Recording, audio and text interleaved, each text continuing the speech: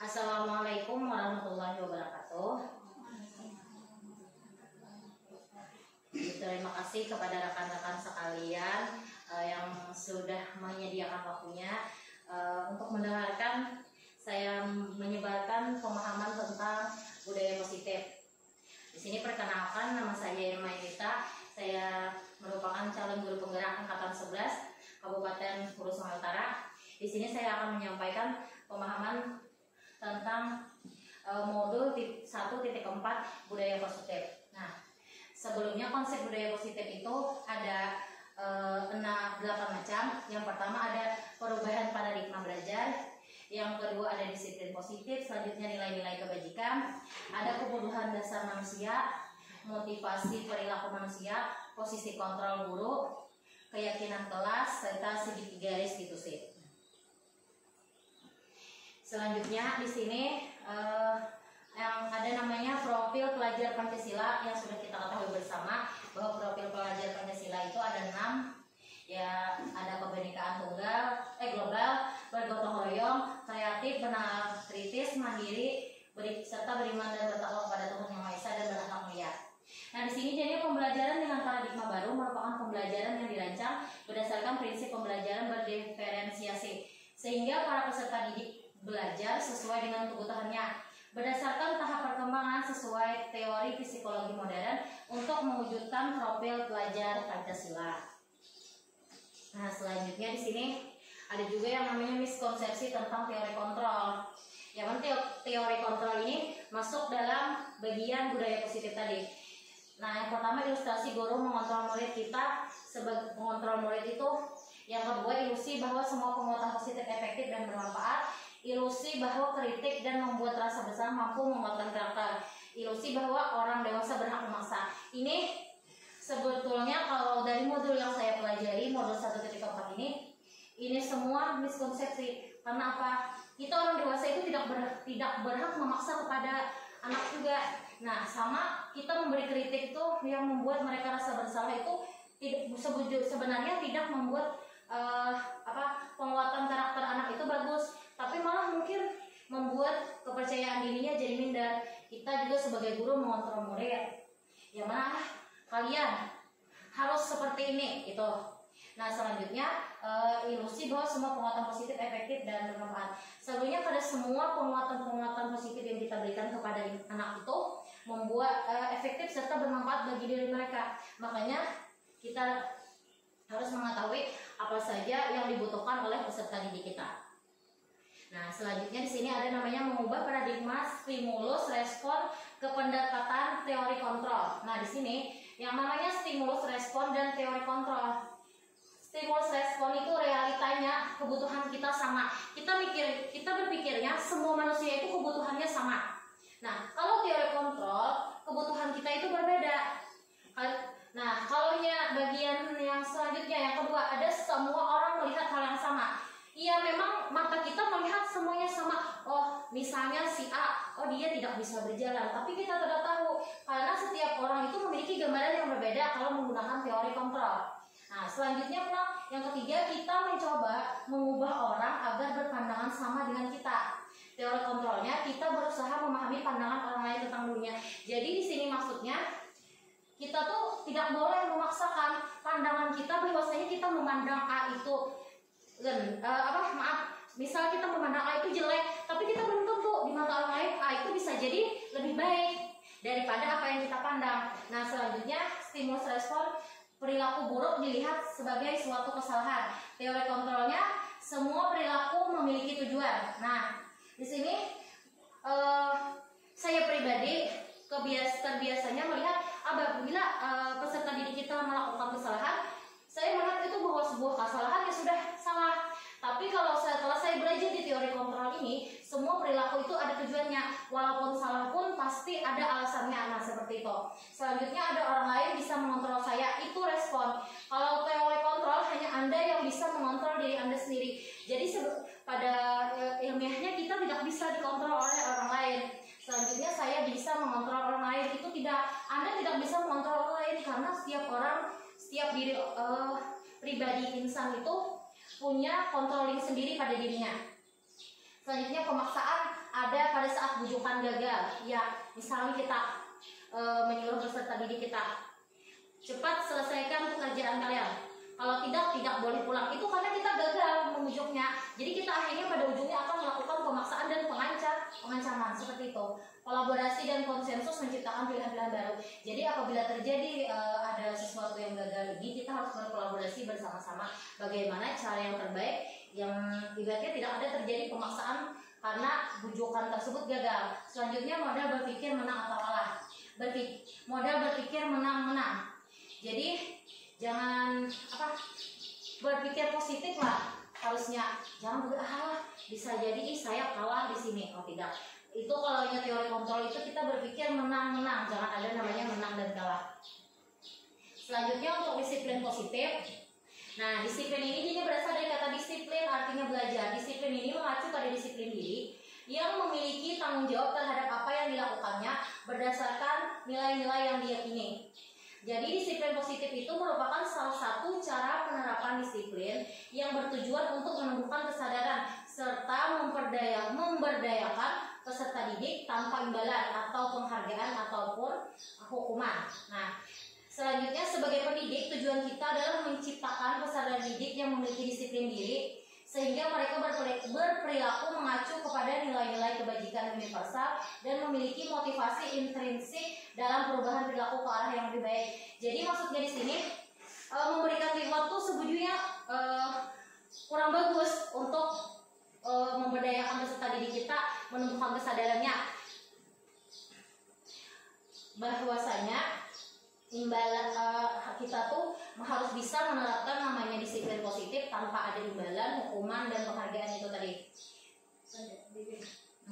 Harus ada kesadaran diri dari mereka. Jadi makanya kita harus ada mengajarkan namanya nilai-nilai kebajikan. Yang mana nilai yang disepakati bersama itu lepas dari suku, bangsa, agama, bahasa maupun latar belakang.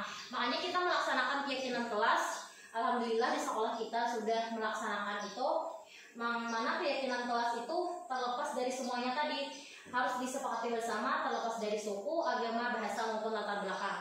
Nah, contoh nilai kebajikan institusi atau organisasi. Nah, kalau yang profil pelajar Pancasila itu jadinya beriman dan bertakwa kepada Tuhan Yang Maha Esa dan berhak mulia, berkebinekaan global, gotong royong, mandiri, kreatif dan bernalar kritis. Nah, kalau Ibu Primarias program toleransi, rasa hormat, integritas, mandiri, menghargai, antusias, empati, keingintahuan, kreativitas, kerjasama, percaya diri, dan komitmen. Nah, selanjutnya keterampilan hidup atau life skill. Itu dapat dipercaya, lurus hati, pendengar yang aktif, tidak merendahkan orang lain, dan memberikan yang terbaik dari dirinya sendiri.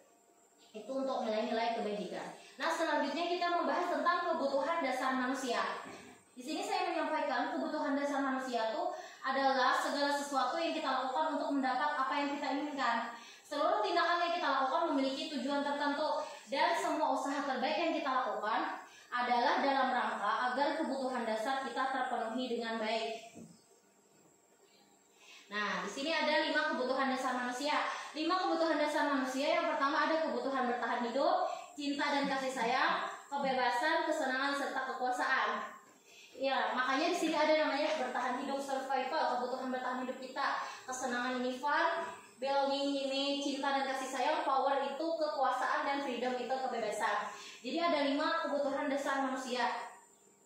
Nah, 5 kebutuhan dasar tadi, yang mana kebutuhan bertahan hidup itu biasanya misalnya nih peserta didik kita ada yang membawa bekal, si A membawa bekal, si B tidak membawa bekal. Nah, si B ini minta punya si A ini merasa keberatan karena selalu dimintai oleh si B. Jadi si A ini cerita sama kita sebagai gurunya, Bu, makanan saya sering diambil sama si B, kenapa? Kita tanya si B dulu, kenapa B ngambil makanan temannya yang si A tadi? Kata si B, saya lapar, Bu. Berarti dia memenuhi yang namanya kebutuhan bertahan hidup. Kalau cinta dan kasih sayang ini biasanya dia cari perhatian. Dalam artian karena kurangnya perhatian di rumah, dia akan mencari perhatian dengan cinta dan kasih sayang, bisa dengan gurunya, bisa dengan teman-temannya. Kalau kebebasan biasanya kalau disuruh mengerjakan apapun itu harus dia sesuai keinginannya lah. Jadi dia itu melakukan kebebasan. Kalau kesenangan itu biasanya usil sama teman. Misalnya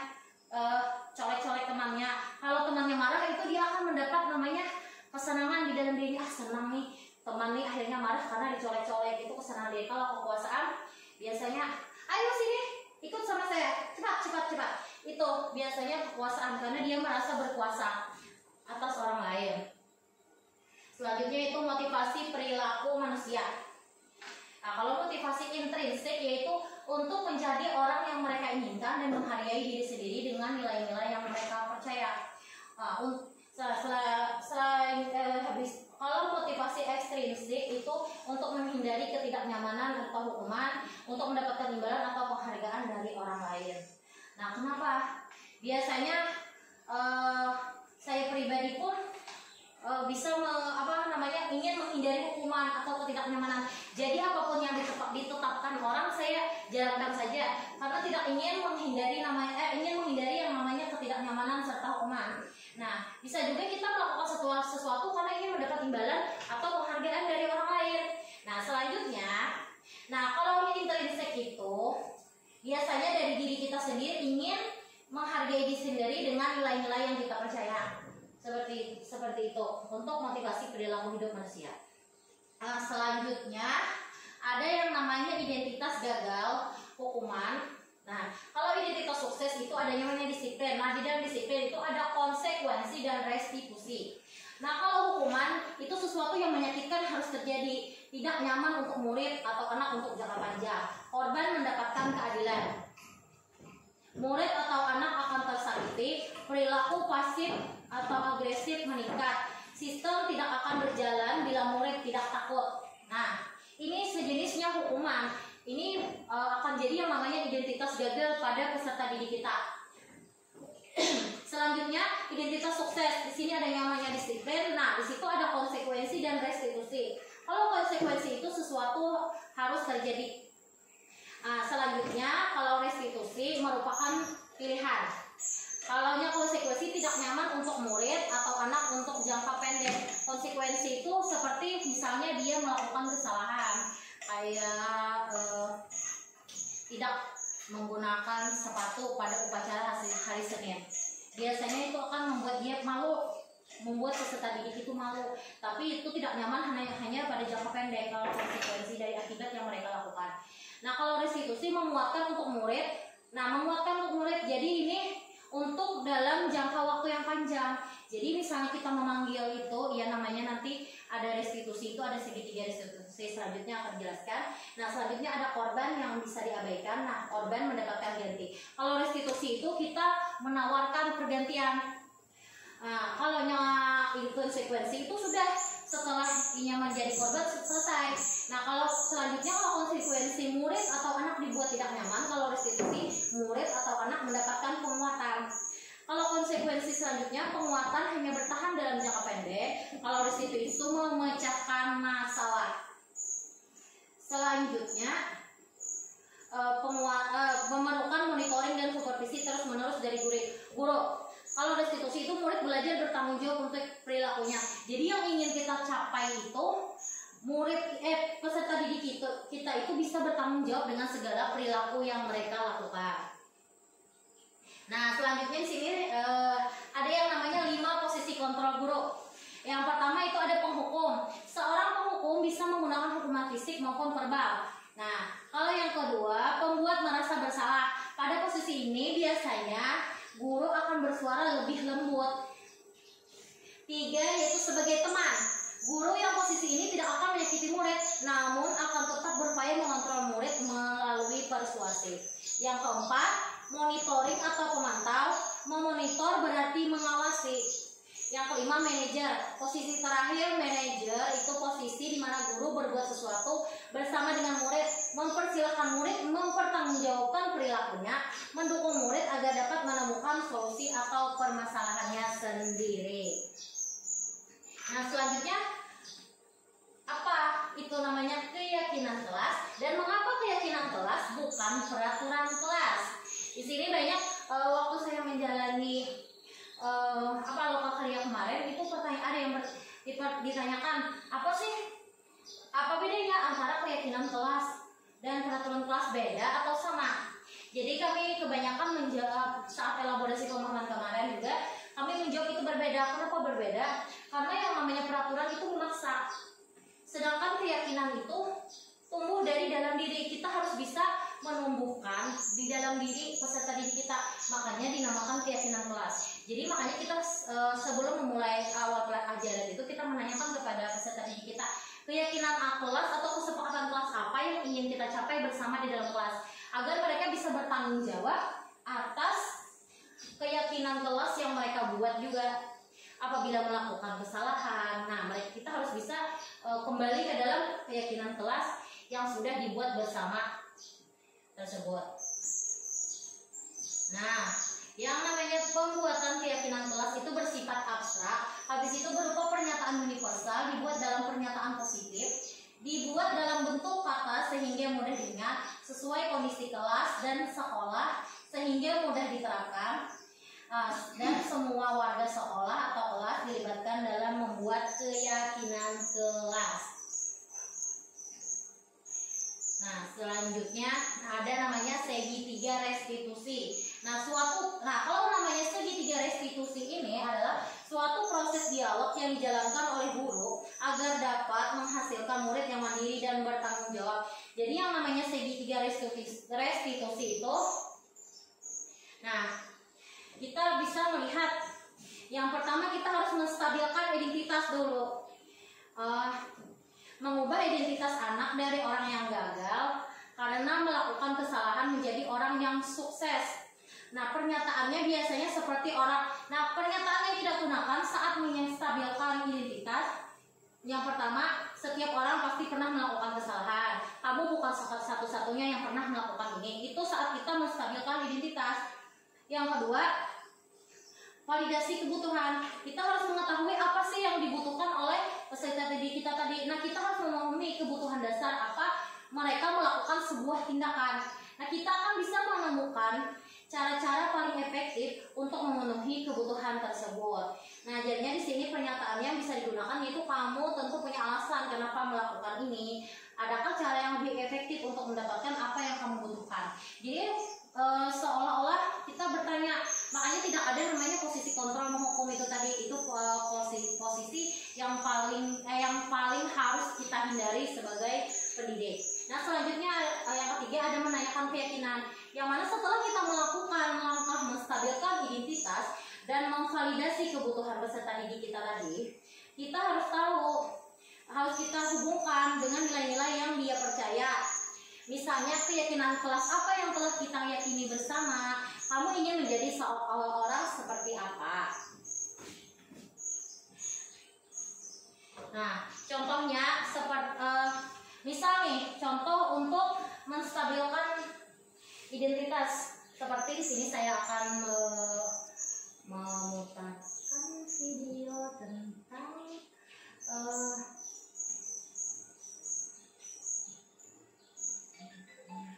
di sini akan video tentang kasus untuk penerapan segitiga restitusi yang mana telah saya kerjakan untuk memenuhi tugas demonstrasi kontekstual.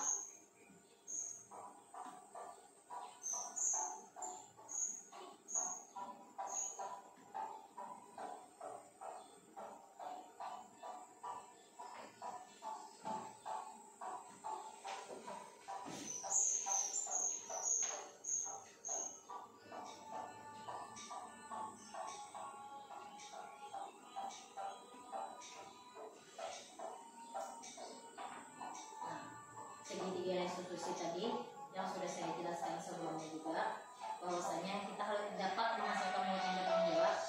Nah, tahapannya ada 3, makanya segitiga karena bentuknya itu berkesinambungan.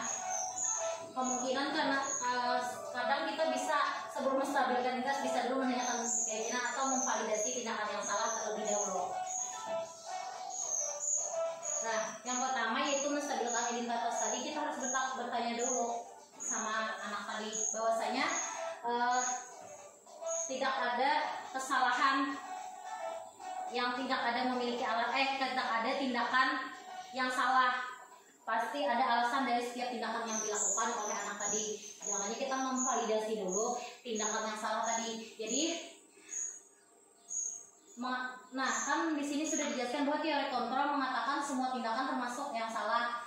Tuh, kita harus memahami alasan dibalik tindakan tersebut agar kita lebih mudah memahami situasinya. Sehingga dengan mengenali dan mengetahui kebutuhan murid akan memperbaiki hubungan dengan murid kita. Jadi kita bertanya dahulu, misalnya seperti kasus yang akan saya tampilkan ini, murid yang melakukan kesalahan. Nah, selain itu kita juga menanyakan keyakinan. Jadi tahap ini merupakan tahap yang membantu anak merenungkan tindakannya, serta membantu mereka memahami bagaimana tindakan tersebut dapat lebih baik dilakukan di masa depan. Langkah ini dilakukan untuk menghindari menghakimi pada anak, sehingga anak bisa mengaitkan keyakinan dengan tindakan salah yang telah dilakukan. Jadi, makanya sebelum kita membuat keyakinan kelas itu, makanya sekarang ini tidak ada lagi yang namanya peraturan kelas, sudah diubah dengan namanya keyakinan kelas atau kesepakatan kelas. Kenapa seperti itu? Karena kita sebagai sesama guru biasanya karena saat pembuatan biasanya peserta didik kita pasti kalau ditanya keyakinan kelas atau kesepakatan kelas apa yang ingin kita buat bersama dan kesimpulannya, pasti mengatakan tidak boleh ngata-ngatain orang tua, tidak boleh mengejek teman ya. Habis itu tidak boleh tidak piket, jadi harus piket dan segalanya. Dari kata-katanya itu,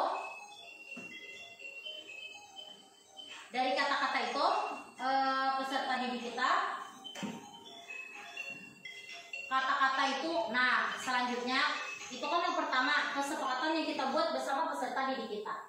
Selanjutnya setelah kita menerima apa yang mereka buat tadi, setelah kita catat di papan tulis, itu kita ubah kalimat dari peserta didik kita tadi menjadi kalimat yang lebih positif.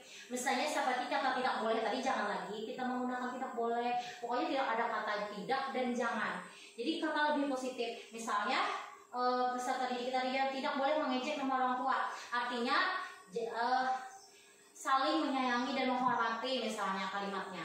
Habis itu tidak boleh tidak piket. Nah, atau jangan terlambat Bu, tidak boleh terlambat. Nah, kita ubah datang tepat waktu. Selanjutnya juga intinya kita harus mengubah kalimat yang masih negatif konotasinya, mengubah yang lebih positif. Setelah itu mereka bersama-sama kita jelaskan bahwa ini keyakinan kelas yang sudah kita sepakati bersama kepada peserta didik kita. Jadi mereka sudah tahu itu bahwa keyakinan kelas mereka. Dan selanjutnya setelah itu kita sudah mengubah dari kata-kata kata-kata yang negatif tadi diubah positif. Mereka sudah kita kasih tahu juga bahwa makna kalimat ini lebih bagus untuk agar mereka lebih berpikir positif juga.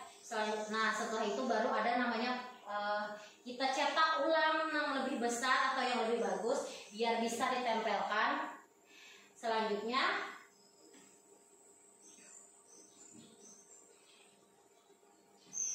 dalam cetakan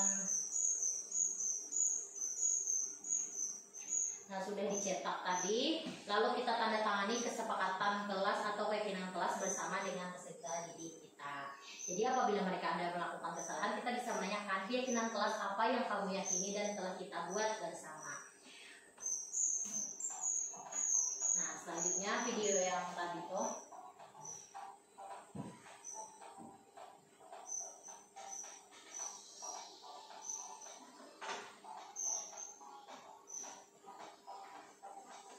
Nah, di sini ada yang namanya kasus pertama. Nah, untuk penerapan segitiga restitusi ini, untuk yang kasus pertama yaitu guru kelas 5 memberikan laporan bahwa Wais murid kelas 4 terlihat menggunakan sendal waktu sekolah. Karena kebetulan saya sebagai wali kelas 4, jadi guru kelas 5 ini memberitahu saya bahwasanya Wais ini ke sekolah menggunakan sendal. Nah, jadi saya menerapkan segitiga restitusi ini kepada Wais.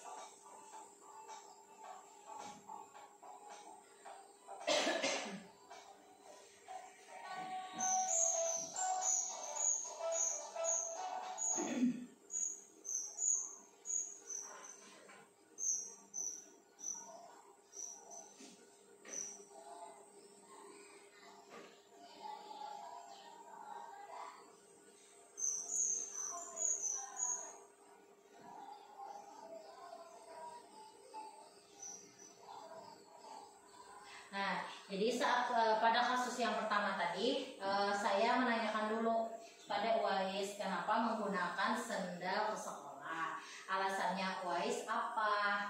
Nah, dan kata Uwais tadi sepatunya basah katanya. Kata Uwais sepatunya basah. Nah, terus kata saya ya tidak apa-apa karena semua orang pernah melakukan kesalahan dan tidak hanya Uwais saja yang pernah melakukan. Orang lain pun pernah melakukan menggunakan sendal ke sekolah. Nah, setelah itu kan saya tanyakan apa sih keyakinan kelas yang Uwais buat kayak gitu kan. Terus kata Uwais itu berpakaian yang bersih dan rapi. Nah, keyakinan kelas yang diyakini oleh Uwais berpakaian yang rapi serta bersih. Jadi saya tanyakan kepada Uwais, apa solusi dari Uwais agar di hari Senin itu tetap bisa menggunakan sepatu? Nah, karena kan alasan Uwais tadi sepatunya basah. Jadi kata Uwais, ini Bu, kata Uwais, sepatu.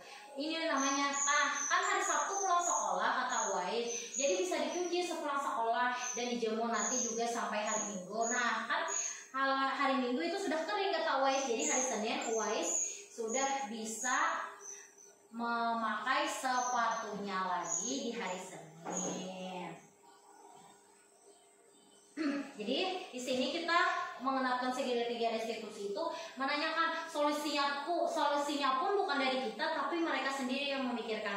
Jadi itu maksudnya tadi agar peserta didik kita bisa mandiri dan bertanggung jawab atas segala perilaku yang dilakukannya.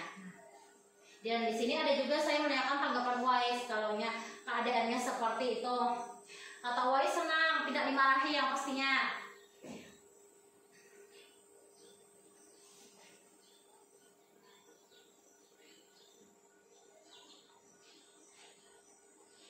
Nah, karena saya kata Uwais juga bisa menyadari kesalahan yang saya lakukan. Jadi Uwais juga bisa katanya tahu bahwa bagaimana menempatkan dirinya kalau melakukan kesalahan seperti itu lagi. Selanjutnya ada kasus kedua. Nah, ada laporan juga bahwa si Hafiz murid kelas 4 ini mengejek temannya karena sering mengganggu teman-temannya.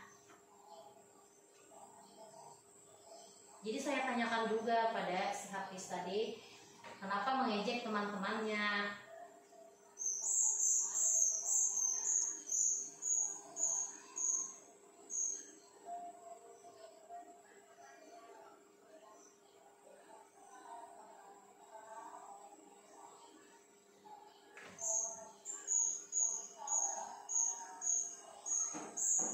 Jadi penerapan segitiga restitusi itu perlu. Nah, jadi untuk kasus yang pertama tadi, contohnya tadi kita sebagai pendidik ya perlu menerapkan yang namanya segitiga restitusi tadi agar tidak adanya peserta didik kita yang merasa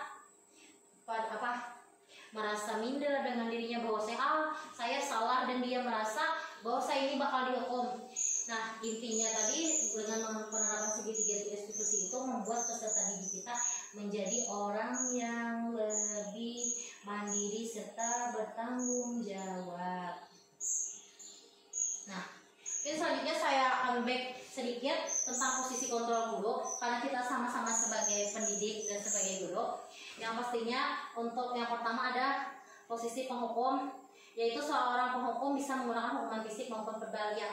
Kebetulan pada waktu kami elaborasi kemarin juga ada salah seorang guru, nama beliau itu saya lupa, tapi beliau guru SMK otomotifnya. Pasti otomotif itu kemungkinan pasti laki-laki, banyak laki-laki. Nah, saya Pak, kalau murid saya tidak ada yang taat peraturan, langsung saya push up kata saya semuanya. Jadi setelah saya menjalani pendidikan bergerak ini, kata beliau, saya tidak lagi mengira mereka push up, tapi malahan sesuai, Pak, ada push up kah Pak? Ya, kata muridnya seperti itu. Pak, ada push up kah Pak? Biasanya biar push up, Pak, bilang ini terlambat ya si peserta didiknya tadi. Tapi ternyata karena saya kata beliau, posisi penghukum ini posisi paling buruk, jadi saya tidak ingin melakukan itu, kata beliau lagi. Jadi namanya saya sudah melakukan hukuman fisik, kata beliau kan. Nah, sama yang namanya penghukum itu pastinya itu akan membuat mereka merasa terkucilkan, habis itu merasa minder sekali karena aku salah dan tidak ada kita beri solusi juga atas kesalahan yang mereka lakukan. Dan mereka, nah di sini karena kita sebagai posisi penghukum, peserta didik ini akan takut pada kita. Tapi takut tuh hanya dalam jangka pendek apabila ada kita, bukan menyadari dirinya. Seperti itu. Nah selanjutnya untuk membuat orang merasa bersalah. Biasanya di guru tuh bersuara lembut, iya kita lebih lembut tapi dengan cara, nah Sina tolong, nanti ibu dimarahi oleh ibu kepala sekolah kalau kalian tidak mengerjakan tugas. Seperti contoh misalnya, nak jangan kada piket nak lah, nanti dimarahi nak sama gurunya. Nah itu biasanya kata-kata yang sering digunakan saat menggunakan posisi pembuat orang merasa bersalah. Jadi orang yang kita, anak-anak murid kita tadi, alhamdulillah ini kasihan misalnya ibu kita kalau kita tidak mengerjakan nanti dimarahi. Nah itu, jadi kita membuat mereka tuh merasa bersalah dan minder. Kalau kita tidak mengerjakan nanti guru kita kena marahi lagi. Kasihan guru kita, kan kita sayang sama guru kita. Itu jadi akan membuat posisi peserta didik kita itu merasa bersalahnya dan membuat kepercayaan dirinya itu makin menurun. Kalau penghukum tadi sudah paling parah, bahkan mungkin membuat mereka akan takut serta tidak mau lagi berurusan dengan kita. Ya tadi kembali ke motivasi perilaku manusia, mereka akan menghindari yang namanya ketidaknyamanan dan hukuman. Nah itu tuh bukan menumbuhkan kepercayaan, menumbuhkan kemandirian serta tanggung jawab, tapi kita mungkin melumpuhkan yang namanya tanggung jawab yang ada di diri mereka sebagai peserta didik, sebagai murid. Nah selanjutnya yang ketiga, teman. Guru dalam posisi ini tidak akan menyakiti murid, namun akan tetap berupaya mengontrol murid melalui persuasi. Maksudnya teman ini, kita seperti teman dengan peserta didik kita. Kayak, sini dulu. Apa bu? Kenapa tadi pakai karpet pakai sendal? Kenapa pakai sendal? Bu, basah, jadi saya pun basah. Kenapa basahnya? Karena belum kering selesai cuci. Oh iya ya sudah, nanti jangan diulangi lagi ya. Itu kita tidak boleh solusi karena kita merasa berteman dengan peserta didik kita. Jadi kita hanya mengontrol dari kata-kata tadi ya. Jangan diulangi lagi ya nanti ya, hanya dengan menggunakan kata-kata. Tapi itu tidak akan menumbuhkan namanya tanggung jawab juga, karena tidak adanya restitusi yang kita lakukan sebagai pendidik. Selanjutnya yang keempat, memonitor atau memantau. Nah kita hanya mengawasi aja. Lihat, si Madani bercanda, tapi kita hanya memantau, melihat saja, tidak ada action yang kita lakukan. Bagaimana sekiranya mereka tidak bercanda lagi saat pembelajaran, tapi kita hanya memantau, hanya melihat. Itu juga posisi yang kurang bagus dan kurang bagus sebagai kita sebagai guru. Selanjutnya yang terakhir ada manajer. Posisi terakhir ini yang memang banyak orang mengatakan, bukan hanya banyak orang mengatakan, bahwa kan saya sendiri pun merasa bahwa posisi manajer ini posisi yang paling bagus di antara semua posisi kontrol guru. Kenapa itu? Karena kita tuh berbuat sesuatu bersama murid, yang mana kita menerapkan segitiga restitusi tadi. Kita yang apabila ada murid yang melakukan kesalahan, kita memanggil mereka. Memanggil itu kita bersama-sama membicarakan. Bersama-sama membicarakan juga kepada mereka apa sih kesalahan yang mereka lakukan tadi. Habis itu kita mempersilahkan apa solusi dari mereka, kita tanyakan pertanggungjawaban dari perilaku yang mereka lakukan, serta kita mendukung mereka untuk menyelesaikan masalah. Jadi posisi manajer ini kita bertanya dengan baik-baik, pokoknya saling kita mengasihilah kepada peserta didik kita, bukan bersama-sama dengan peserta didik kita mencari mencari solusinya. Nah, di sini saya akan memutarkan video tentang 5 posisi kontrol guru.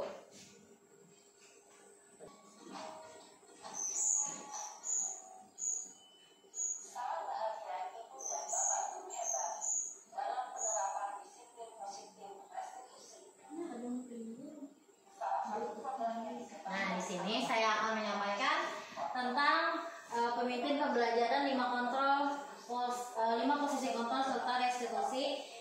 dari proses perjalanan seorang pendidik agar dapat mengenali dirinya.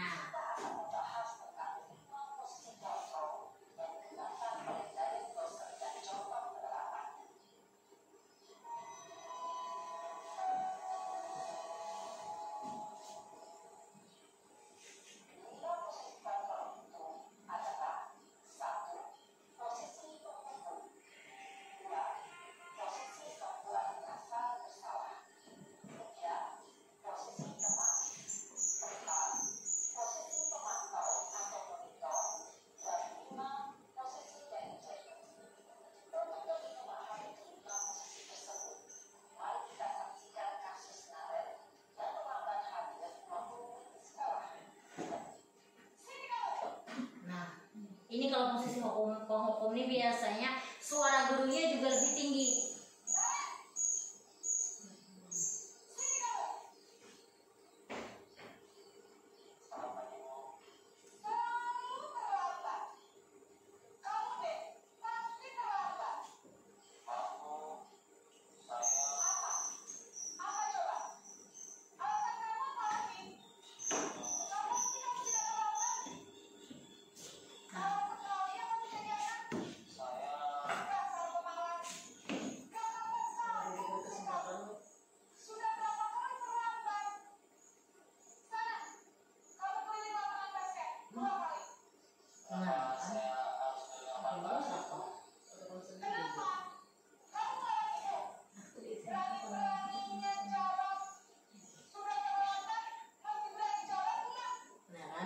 Jadi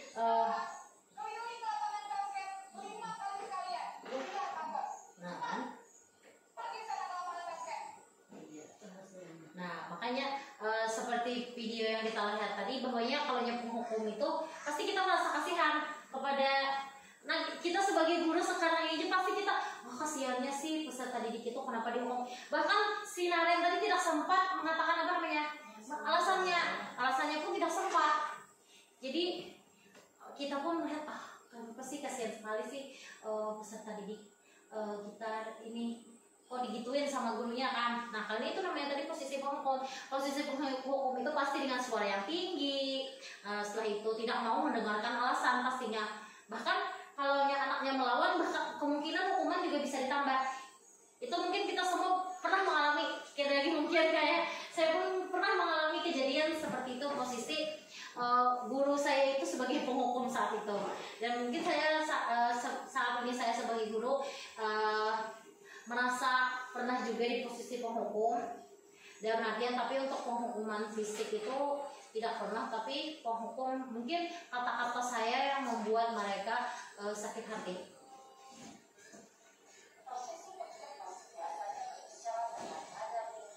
Menghadik-hadik biasanya. Nah, kalau posisi kalau penghukum tadi bisa membuat peserta didik tadi merasa dendam dengan kita. Mereka akan dendam, marah kepada kita. Nah, kalau membuat merasa bersalah, nih contohnya seperti ini.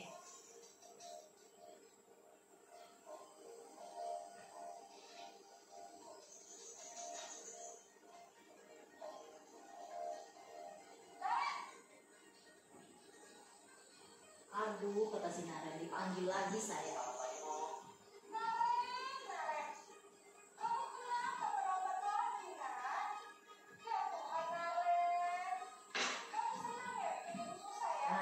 Itu kata kunci dari pembuat merasa bersalah.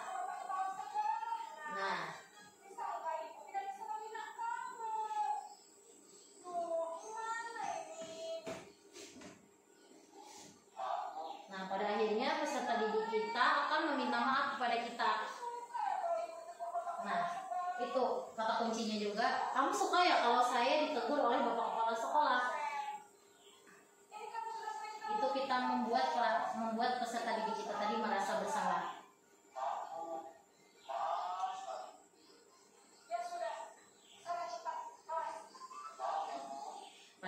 Nah, pada akhirnya si Naren akan minta maaf.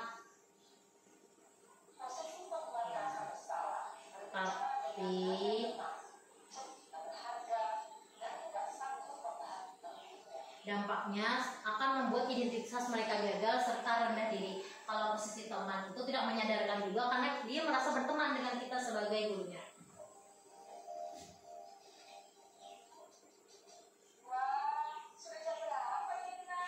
Sebelumnya, jadi kalau ini peserta didik ya, kita sebagai guru posisi teman tadi kayak menyindir lah bahasanya dengan peserta didik kita.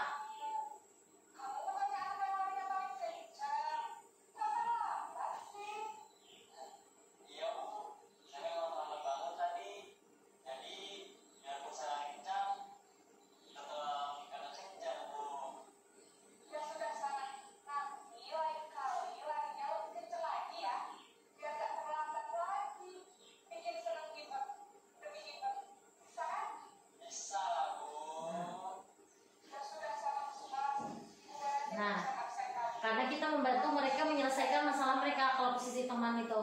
Jadi mereka tidak ada rasa kayak bertanggung jawab. Nah, dampaknya posisi teman tadi, mereka akan bergantung kepada satu orang. Nah, murid tidak mandiri dan tidak bisa berpikir untuk diri sendiri. Jadi mereka sudah diselesaikan oleh guru kita tadi. Oh, ibu itu bisa menyelesaikan masalah saya. Mereka mungkin akan selalu bergantung kepada kita, bukan bergantung pada diri mereka sendiri. Makanya anak-anak itu kita bukan di posisi kita sebagai teman dengan mereka. Nah, selanjutnya di sini ada posisi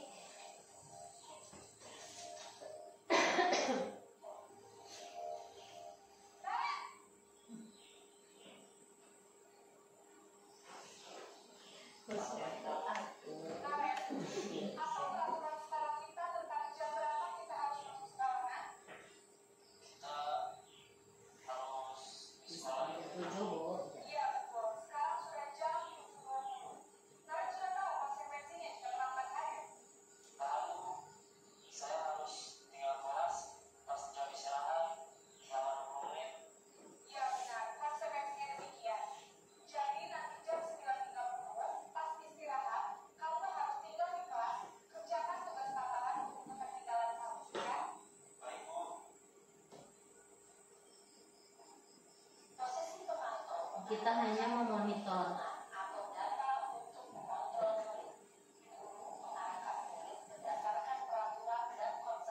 Nah, tapi kan kelemahannya pemantau tadi, kita harus selalu memantau. Kita tidak bisa meninggalkan mereka. Jadi kalau kita meninggalkan tugas kepada mereka itu kita tidak bisa melihat saja mereka mengerjakan apa yang mereka lakukan, tapi kita harus sering memantau. Dan makanya namanya posisi pemantau monitor tadi. Nah, dampaknya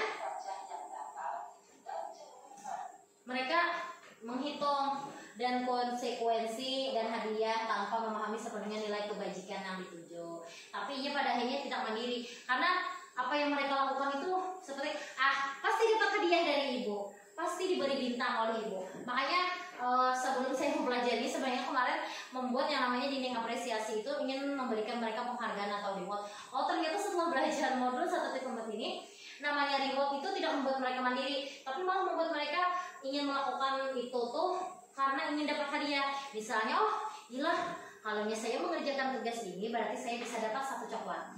Itu kemungkinan pemikiran anak. Kita itu harus membentuk karakter serta pemikiran anak bahwasanya peserta didik kita itu tidak perlu jangan sampai peserta didik kita itu berpikir bahwasanya mereka melakukan sesuatu itu selalu dapat reward atau penghargaan. Bahkan sesuatu yang salah mereka akan mendapat hukuman. Kita tuh harus mengubah pola pikir mereka yang seperti itu tuh. Jadi semuanya dimulai dari kita sebagai guru. Nah, kalau yang terakhir manajer. Posisi manajer yang terakhir di antara semua posisi ini posisi yang paling bagus, bisa kita terapkan bersama untuk kemaslahatan dan kebaikan sekolah kita.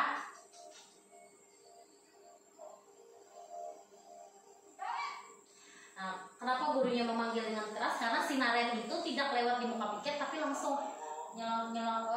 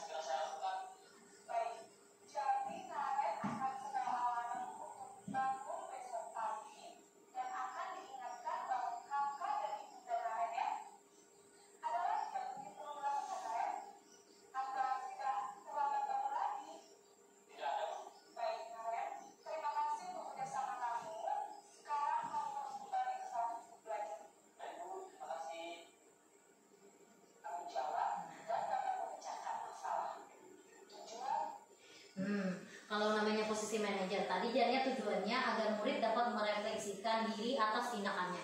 Jadi seperti Naren tadi contohnya, si Naren ini sudah terlambat, tapi ibunya Naren itu menanyakan kenapa Naren terlambat, solusi apa yang bisa Naren lakukan agar tidak terlambat lagi. Habis itu kata si Naren setel alarm. Kalau setel alarmnya lupa, siapa yang bisa mengingatkan Naren? Kata Naren ada kakak sama ibunya.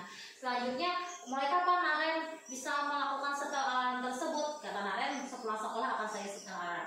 Jadi kita bersama-sama dengan peserta didik tadi menciptakan identitas yang positif pada dirinya. Jadi kita bertanya pun dengan yang baik-baik.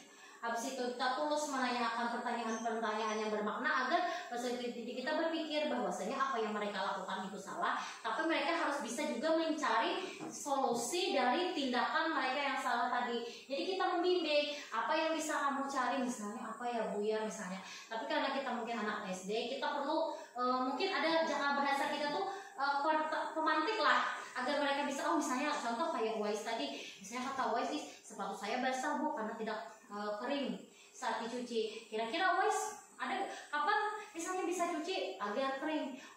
Wais kalau pulang sekolah jam berapa? Itu kita bisa bertanya. Kalau hari Sabtu Wais pulang sekolah jam berapa? Jam 12 kalau kata Wais kan, mengatakan jam 12. Oh iya, berarti kalau habis jam 12 ya Wais bisa cuci sepatunya sendiri? Iya bisa Bu, kata Wais kan. Nah kita untuk anak SD memang perlu bimbingan ekstra lebih untuk menerapkan yang namanya posisi manajer agar mereka bisa berefleksi dengan tindakan mereka sendiri.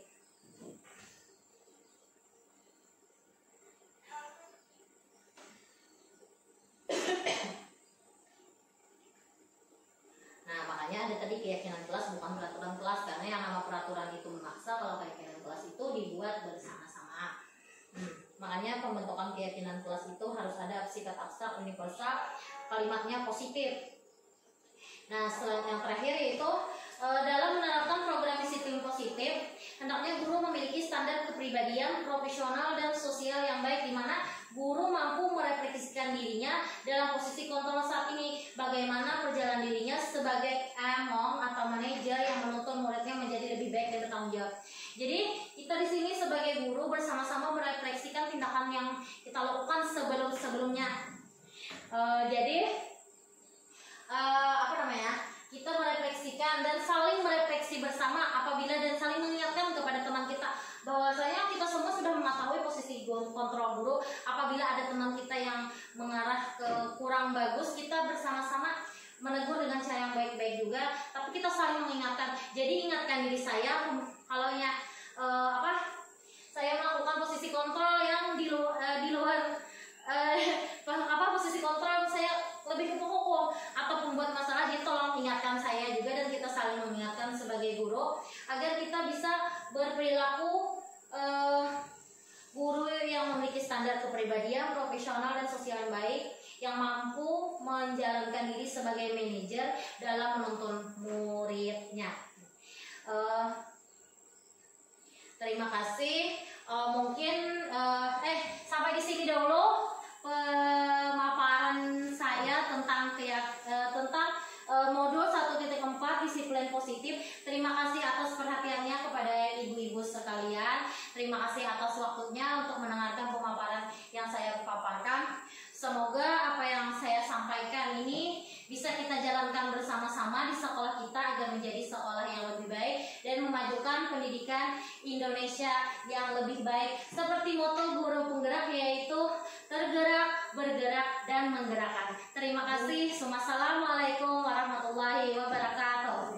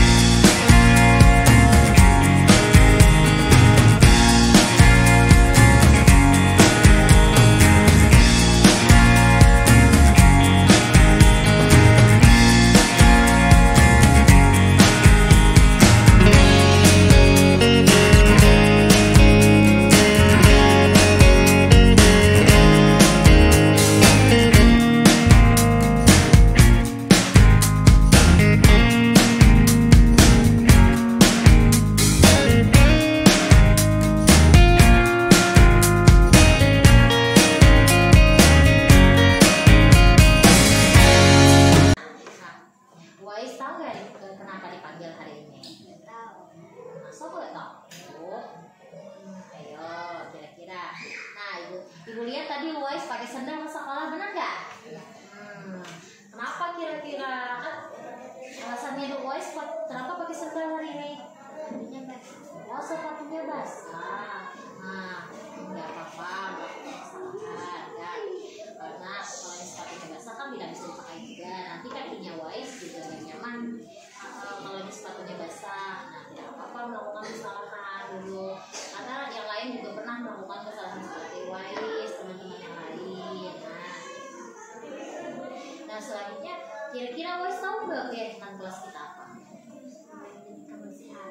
Jaga kebersihan dan juga berpakaian yang rapi. Ya. Oh, berarti Wais berarti tadi apa aja keyakinan kelas kita tadi? Sama ya, bersih dan rapi. Nah, di sini kan Wais sudah tahu bahwa keyakinan kelas itu bersih dan rapi. Kira-kira ada nggak solusinya Wais biar tetap bisa pakai sepatu ke sekolahnya? Habis Sabtu pulang sekolah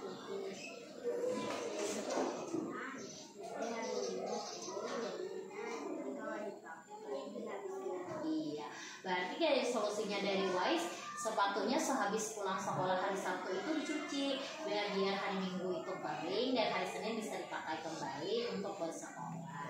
Iya, terima kasih Wais ibunya menanyakan itu. Jangan lupa tetap kita jaga bersama keyakinan kelas kita ya. Terima kasih. Hafiz, tadi ibu ada dapat laporan kalau Hafiz katanya hari ini mengganggu temannya. Benar atau tidak? iya Bu. Kenapa jadi mengganggu temannya? Saya senang. Oh, senang mengganggu teman-temannya. Senangnya kenapa jadi senang mengganggu teman-teman tadi? Kalau mengganggu teman-temannya akan jadi marah. Oh iya, jadi Hafiz senang karena teman-temannya akan marah kalau diganggu sama Hafiz.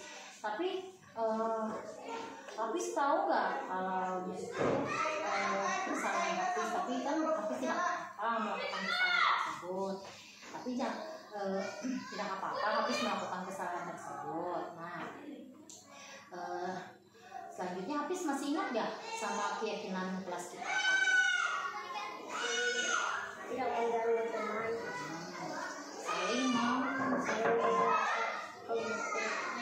saling menghormati sesama teman, ya kan? Nah, itu keyakinan kelas kita kan seperti itu. Jadi ada nggak solusinya Hafiz buat yang teman-temannya diganggu Hafiz tadi? Meminta maaf sama teman-temannya. Selain itu tadi apa lagi kira-kira? Bersama-sama apa? Sama temannya lagi selain minta maaf apa kira-kira? Bersama untuk mengajak teman-teman untuk menjaga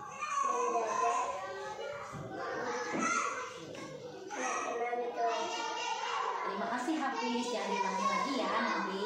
Saya hari ini merasa senang karena tidak dimarahi dan dihukum,